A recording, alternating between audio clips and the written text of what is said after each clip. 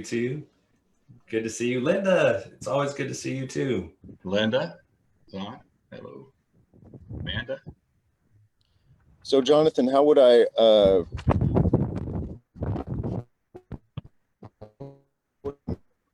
actually see the questions and comments that you guys see?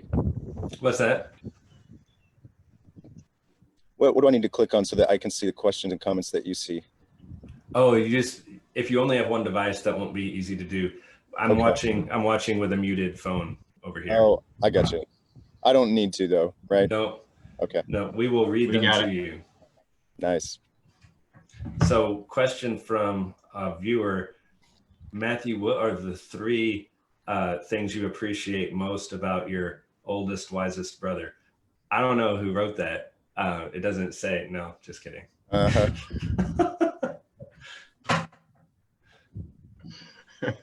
All right. Well, we're at 9:30.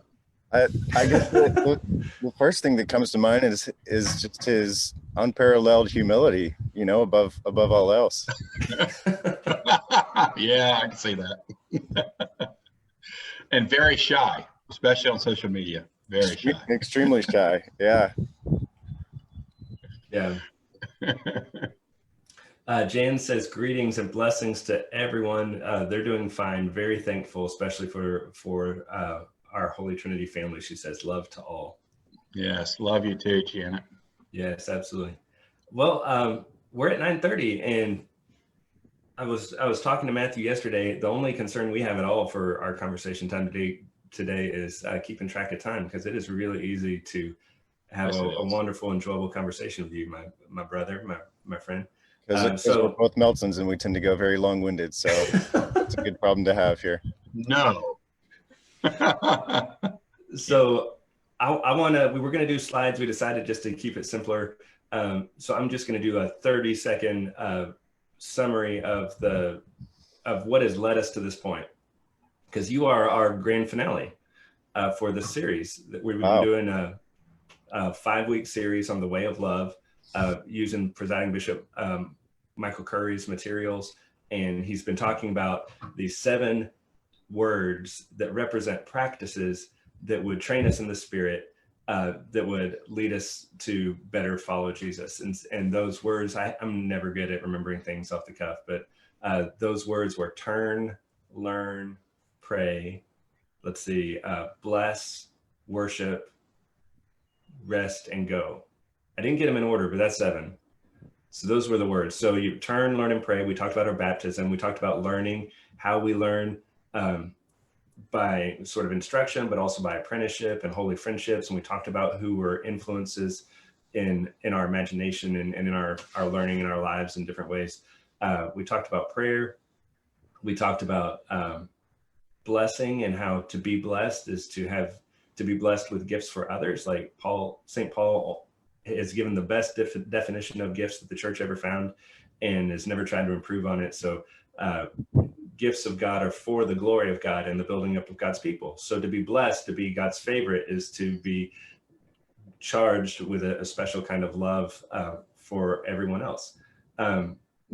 We talked about worship, and we explored the mystery of God, the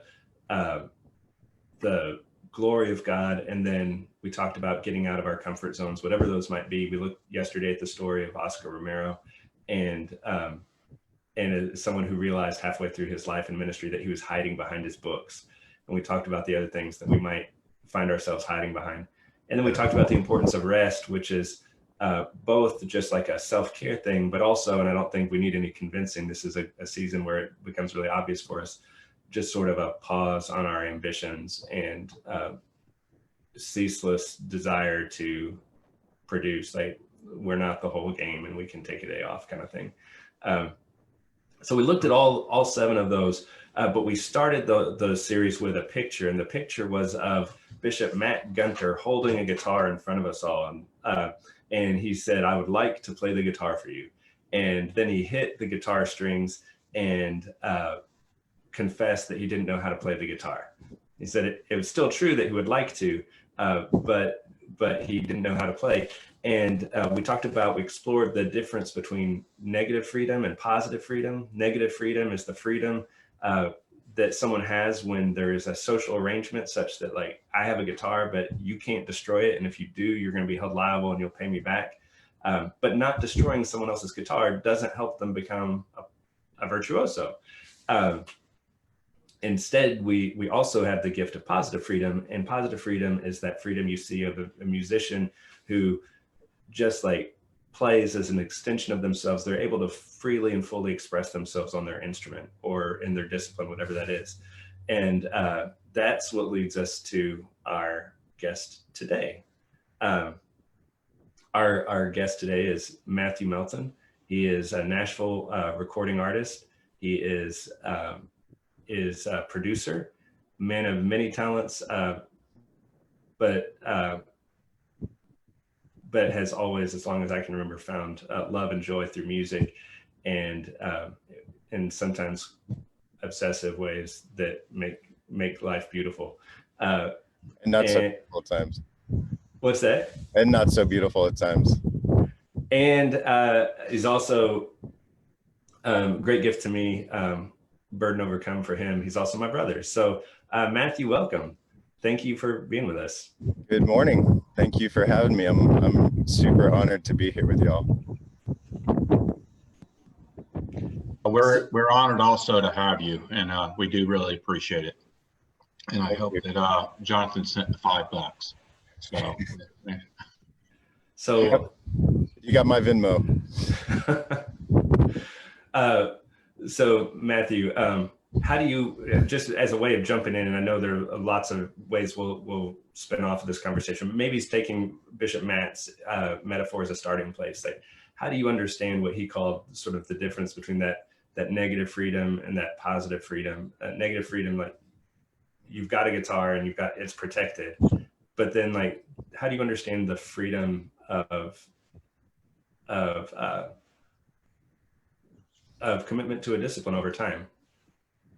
Well, I think your comments, the first thing that it makes me think of that has been helpful for me in thinking about my context of music is it's always helped me to think about it in terms of being a language. I've always aspired personally to be very fluent in Spanish, for instance, and I would like to speak to, my wife's family. Her family is Hispanic, and it's always been kind of a ongoing labor of mine to try and pick up what I can over the years. But I think when I think about musical freedom and what you're describing, another word for it would be just fluency. And I think whether we're talking about a Christian practice or whether we're talking about music or, a foreign language, there's this, for me, idea of going from what I think I would probably describe as imitation, being kind of like your very first baby step of getting familiar and observing and listening to people around you, to all the way to what you're describing as musical freedom would be on the opposite end of the spectrum, what I would call improvisation, which is what really we're all doing right now. We happen to all be fluent enough or have a deep enough understanding in a language that we can sit here and have a conversation. And so I think really the question is, okay, then how do we get from imitation to improvisation? Like, what does that process look like? And how do we get from one end to the other? I know, Jonathan, you'll remember this. I can't personally remember the first English words that I ever spoke, but I can remember the first time that I ever sat and played music. And it was when our dad, as super young kids, I'm guessing I would have been 4 or 5, you probably would have been 6 or 7. He loved to be at home, and he would, when he was home, play Elvis Presley songs on the piano. In the same order every time. Yes. It was like one giant song. Yes. And for those of you who don't know, our dad, Father Randy Melton, is probably not so much of a, I was going to say a closet Elvis Presley fan. He's not really, he's very open about it, but one of the biggest ones I've ever met in my life. So that was something that we grew up with, but he would play these songs on the piano. And I think you and I both did this, but I remember watching him play and just studying what his hands were doing on the piano and watching the patterns and the sequences and kind of associating it with the sounds. And then as soon as he would get off the bench, it would be like, okay, my turn. I'm going to jump up there and try to remember everything that his hands were doing and, you know, copy it. So that was kind of my earliest memory of what imitation actually looked like. Mm. And I think that just learning each of those songs, as elementary as that was back then, picking it apart, it's before you know any theory, it's before you put any words or science or understanding behind it, just the simple imitation of, I just want to sound like him. I just want to sound like my dad. Mm-hmm. And working at that. And it's the beginning really to learning any language, I think. So it's kind of the starting point. And the good news is, like, we were talking about this a little bit yesterday, like that instinct, that mimetic instinct, that imitation instinct is like hardwired into us. So we start doing it literally minutes after we're born. Yeah. Looking for, but then you have these opportunities and these choices as we get older and become more aware of the world around us. I was just thinking, of course, you've got like Paul in his letters saying, imitate me. We got all these things you can imitate. You can kind of aim that focus in a particular direction. And I love the simplicity of, I don't think I'm like bad mouthing our family to say like dad is not a musician. I mean, he is and he creates music, but like he doesn't play much, right? Like, right. But that's the beauty of the story, is like it just took a little bit of like everybody is kind of informing everybody's imagination always, Right. For possibilities around them. Like you never aren't a part of that game. Your life Right. is always giving an example. Right. Yeah, I had a teacher at one point who kind of put the process to me in a certain way that has kind of stuck with me over the years. And he called that point when you're just a kid, unconscious unawareness, which is another way of just saying, I don't know what I don't know, or ignorance is bliss, you know. And I think in a musical context, you could look at that as like the 5-year-old kid who, you know, sees Bon Jovi on TV for the first time and he's just struck by what he's witnessing. And so he just goes about, you know, strumming the air, playing air guitar, and it's just filled with joy. And in his mind and heart, in all intents and purposes, he is Bon Jovi and he is playing. And it just doesn't get any better than that because he doesn't know what he doesn't know. But inevitably that will lead to conscious unawareness, which is now, okay, I know what I don't know. I know that if I actually want to do this, then I need to go ahead and start the process of, you know, taking stock of all the things that I'm going to have to learn, counting the cost, so to speak, in a lot of ways. Then moving on to the third phase, which would be like conscious awareness, which I think, unfortunately for a lot of us, this is where we can tend to get stuck, of just learning and learning and learning and learning. And that's all great. But this conversation would be super awkward if I never moved into the place of unconscious awareness, which is being able to talk with you without having to dissect, well, am I putting my noun after the adjective and thinking, you know, about the grammar as I go. At some point, I'm going to have to let that stuff go on a conscious level so that we can just talk.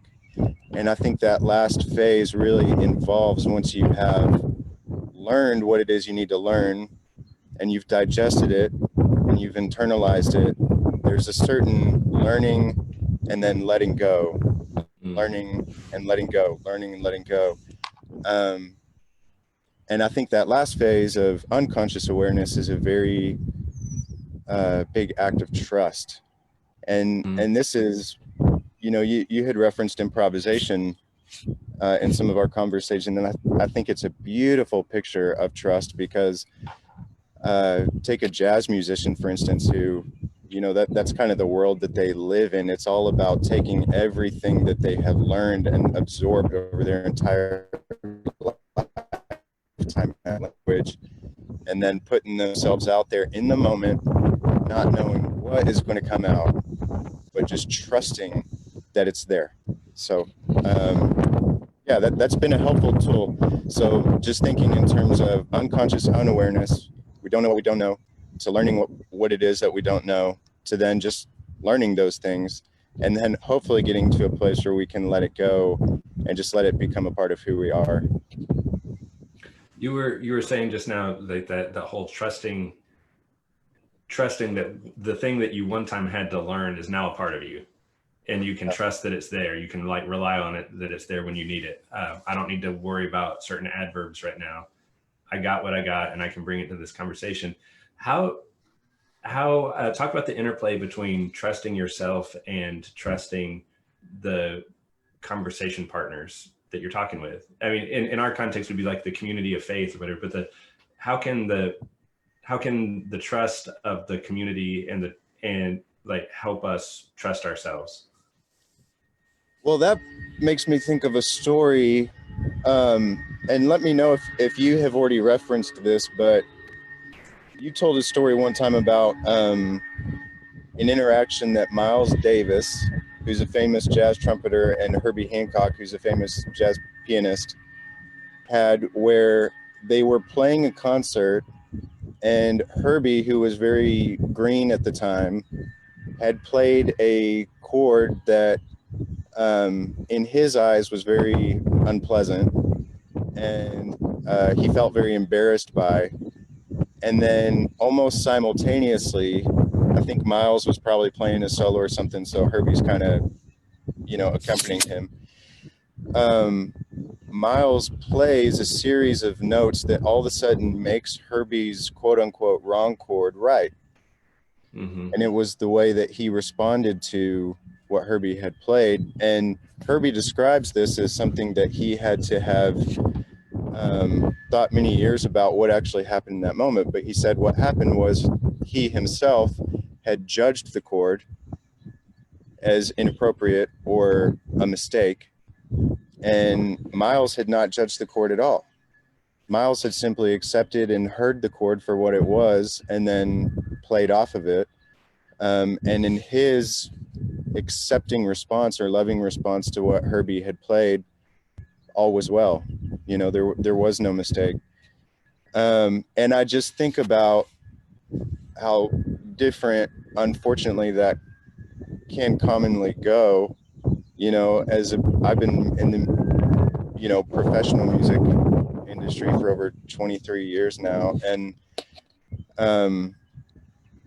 you know, I can tell you that it's pretty common for situations like that to go the other way, which would be the band leader turning around and giving someone the stank eye, you know, and giving them a look like, hey, get your crap together, you know. So the importance, I guess, what I'm trying to say is it is important to make sure that the community, the people that you surround yourself with, are graceful people that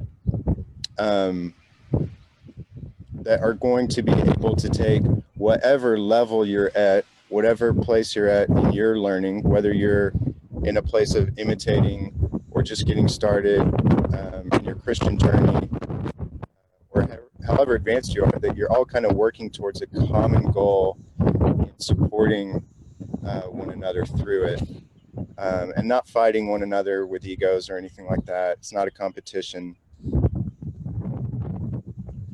Because the goal is to play beautiful music together. Yeah, it's not about any one player. It's about the song. It's about the music at the end of the day.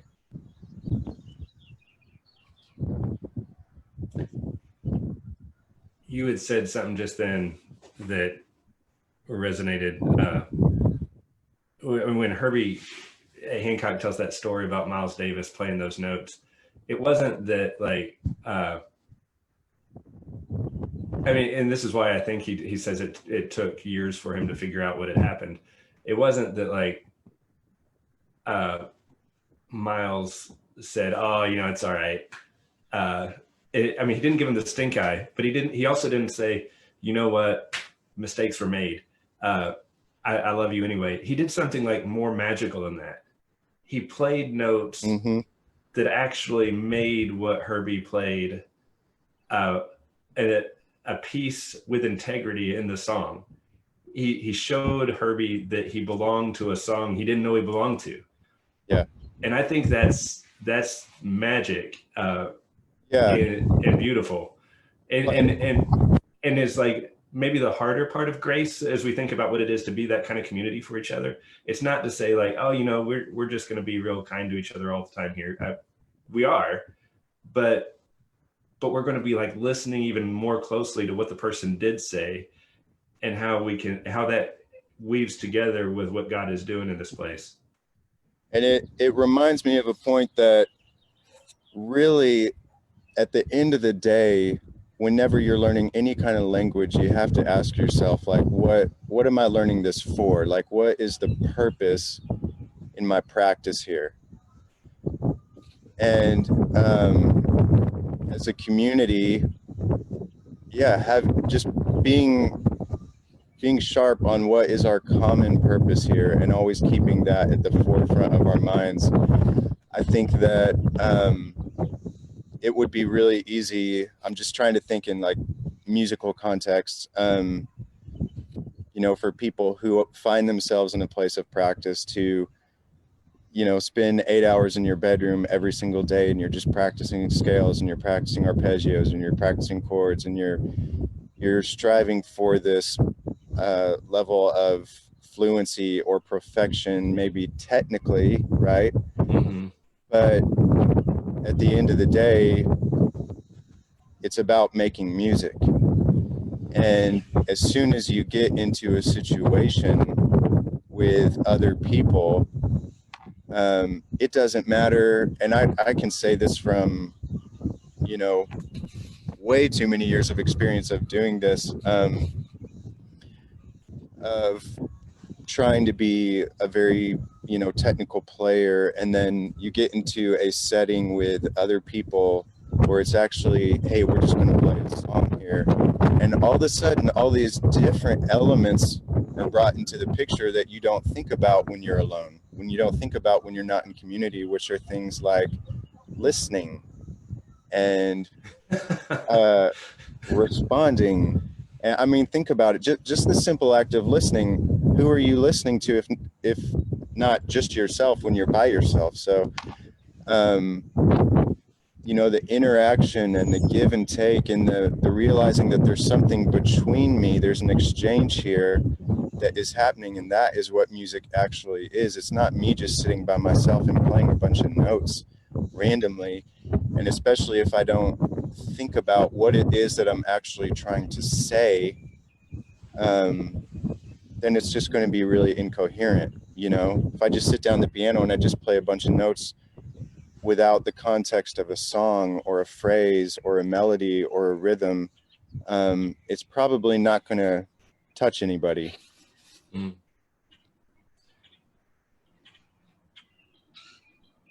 What is the? I don't want this. All right, so two things. So now we've got it. We're on the home stretch of our conversation because we want to end in time to set folks up for worship at 10:30. And we want to just like name that these 7 practices that the presiding bishop has given us are practices that can constitute a real rule of life. So a set of practices that help us learn to play freely. If you have any questions during this home stretch, we want to invite you to share them, because it's a great gift to have Matthew here. And so we'll kind of have whatever conversation we have over the next 10 minutes or so with that in mind. So feel free to interrupt, jump in. We'll monitor your comments and all that good stuff. So we want these practices. We want to play freely. We want to be people of grace who are incorporating and listening to each other. I don't want to like throw this into total abstraction. maybe, but I don't know that it's an abstract question. It might be an overly personal question, and I'm sorry if it's that too. But like, how do you understand the song God is playing? Like, what is the song God plays? That's a great question. Well, first and foremost, I guess the thought that makes me think of is that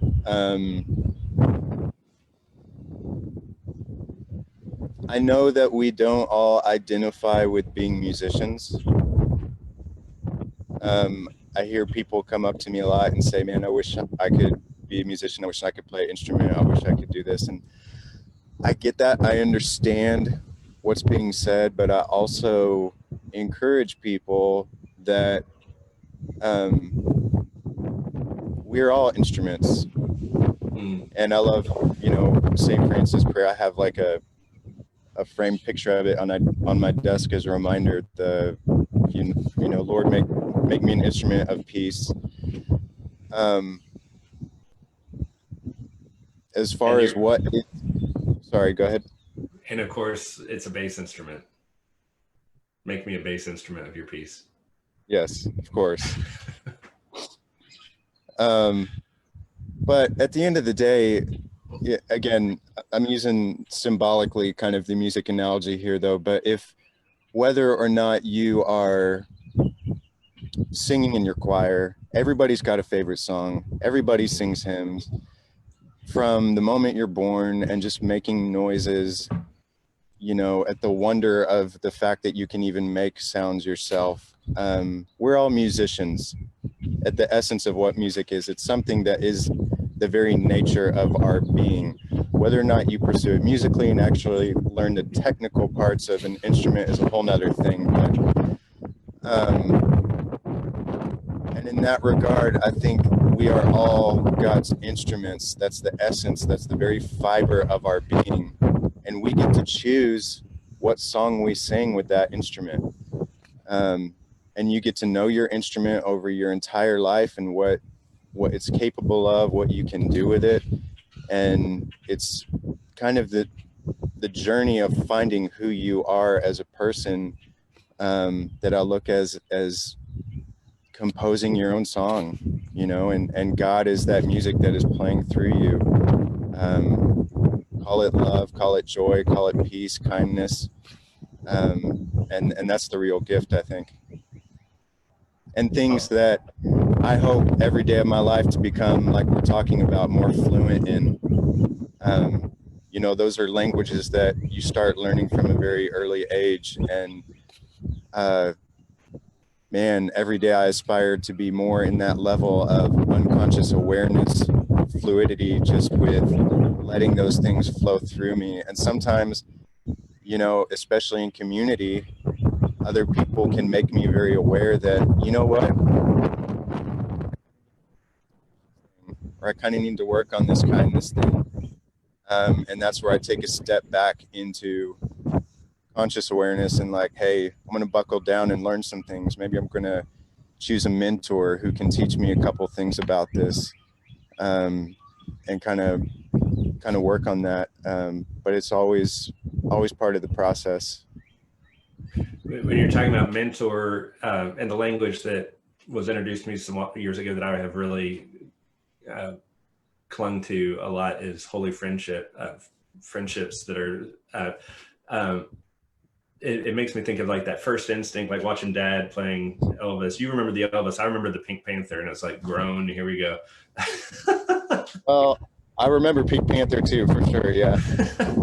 But you've got that first imitation instinct, but in mentorship, in holy friendship, you get like the behind the scenes, like you get to come along by someone who says, and this is what it's really like for me, instead of just sort of like, this is the ideal that you see, this is what I struggle with, this is so like in that vulnerability, you get to move past sort of a simple imitation towards an entry point into the language that you saw them speaking, I guess. So I remember, and I've shared this with some of y'all, I remember a couple of moments, I guess early in college was the first one, when I was on a Taizé pilgrimage, and thousands of young adults sharing a meal during the noonday hour, and somebody differently abled spills their meal in the sand, and we all just kind of stare, wondering what to do. It's a very simple thing. It's not a big thing.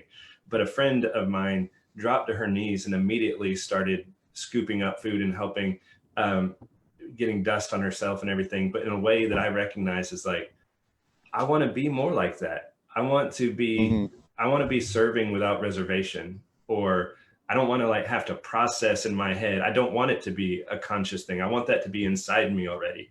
And then years later, as a seminarian at Duke, at Holy Family, there's a visiting priest who preached a sermon that day. And then after communion, there was a woman who stayed at the altar rail sobbing after everyone else had gone back to their pews.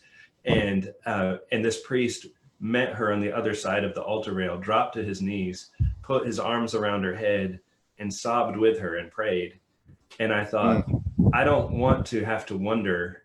I want to have those like strictures of fear removed in me.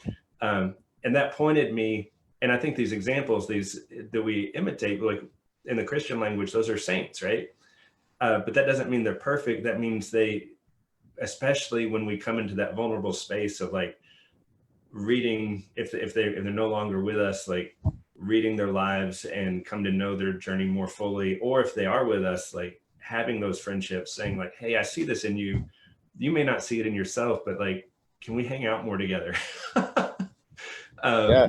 And getting to that vulnerable space where it's less the romantic appeal of whatever, like that first signal to us, and more like getting to get into the stream of that language. I think if I could pick any one word to fill in the gap between imitation and improvisation, it would be immersion. And I think that's a great way of starting that. If you don't have a community already built around you, is finding that holy friendship, just constantly being around and surrounding yourself so that you can be listening and observing the very thing that it is that you're wanting to become. We've got some questions for you. Is it okay if we spend the last part of our conversation with some questions? Absolutely. And I was about to say we do. We have some good ones. Yeah, so this is just a comment. Sally says, this is an awesome way to think about being a Christian, not judging, but valuing others as they are, and being open to seeing Christ in others in new and different ways. Mm-hmm. I love that connection between like, Miles Davis saw Christ in what Herbie Hancock played, kind of. I mean, Matthew warned me earlier yesterday. He said, be careful how you talk about like God is like Miles Davis, because there's some people who take that literally. True. Especially in the jazz community. Zoe says the word that occurs to her is harmony. We sing our song with God in harmony with others to make the song beautiful. That's gorgeous. I think it's gorgeous. And like one of the reasons scripture is so important, right? Like we keep the song of God in our minds and hearts so that we like learn what it is to improvise and play around those notes. Michael Morris asks a question. He says, have you had connections/experiences of being a bassist and Paul's discussion of the parts of the body? So how is being a bassist like being a part of the body? Absolutely. You're the backbone. You're the backbone of the body is what you are as a bassist. You know, what's funny is I think every instrument probably says that about itself, right? Every drummer claims to be the backbone, every bass player, every guitar player or whatever. No, but we really are. That's true. I think that when you really begin to understand your role in how you can best support other people in their role, and just having a really good understanding of what your strengths are, what the strengths, I guess, of your specific instrument are, that, with bass specifically, you have a very unique position of being, you know, very melodic yet very rhythmic, and you can change the harmonic structure of the song. It's a very complex yet simple instrument. You know, so you're kind of the glue, the bridge between this world over here of melody and this world over here of rhythm, and it's kind of a fun thing. It's one of the things that allured me to the instrument. It's just the mystique of that role. It's something I find that's really fun. Oh, that's good. That's good. Yeah, if I was to look at in the Christian context, I think it works the exact same way. Like recognizing what is it about me as a person or my community that I find are my gifts that God has given me that allows me to best support other people. And that might be some of the examples, Jonathan, that you were talking about earlier, in the ways you can serve people in very specific ways, that you identify over time as being something that maybe you're particularly gifted at. That makes me think of like Paul talking about there are many gifts. Like we're not trying to be every part at once. That's the flip side of Michael was talking about the eye can't say to the hand, I have no need of you. But the flip side of it is like the church and all those imitations, the saints through the history of the church, like there's a lot of variety to it. You got Francis next to Benedict, next to Julian Norwich. They're not all doing the same thing. And it's all needed. And it's all needed. It's all needed. Absolutely. Douglas Rauda says, in the industry, it is easy to get pulled in less favorable directions. How do you, Matthew Melton, keep your focus? Less favorable directions. I don't know what that means exactly. Talking about like the drug, sex, rock and roll route. I take it. He assumes you're not in that direction, which is a compliment. That's a great assumption. Thank you, Douglas. Yeah, I guess, wow, that is a good question. How do I keep my focus? Well, first and foremost, I guess it would be not taking this whole musician identity too seriously. You know, I think that there is a part of who we are as people, as children of God, that is true and is the ultimate reality about each of us before we even begin any sort of journey. And I was kind of hinting at that a little bit in the musical context as well. Like, I think we all are ultimately musicians, but we embark upon this journey and really nothing changes from the beginning to the end about me other than my awareness of hopefully growing into a place that I'm just becoming more aware of who I already was from the beginning, who God already created me to be. And along with that comes my awareness of who you were already before I began on this journey. And I think part of what allows you to be able to see everybody as Christ, not that all of a sudden at some point in your journey they became Christ, but they were already Christ in everything. And so for me, making sure that that's always my focus, and making sure that anything else that I undertake in life at all, any kind of relationship or career or whatever road you go down, that is the purpose of my practice. Whatever my practice might be, whatever language I'm learning, always keep clear about what that purpose is. And for me, that's what it is. That's beautiful and a perfect place for us to stop, because when we're talking about practices, thinking about the practices that we would surround ourselves with, and your word to keep the purpose before us, and all of that is the heart of it. Thank you, brother. Thank you for having me. Absolutely. Thank you. It's been great to have you this morning. Appreciate it. I wish we could keep going. We'll have to do this another time. I would love that. Thank you so much. So this has been a conversation with Matthew Melton, Nashville recording artist, producer. If you're wondering how you can listen to him, if you listen to Christian music, I mean, you do other stuff too, but if you listen to Christian radio, it's hard to go more than 4 minutes or 5 minutes. I guess most songs are 5 minutes. You can't listen 10 minutes without Chris Tomlin coming on. That's where you'll be hearing him. So turn up the bass when Chris Tomlin comes on next, and you'll get to hear Matthew play. All right. Love you, brother. All right. Love you. Peace. Great to see you. Bye. We're going to end this meeting and start our next one. So hang out right here. We'll be right back. We're just going to get our altar servers and everybody.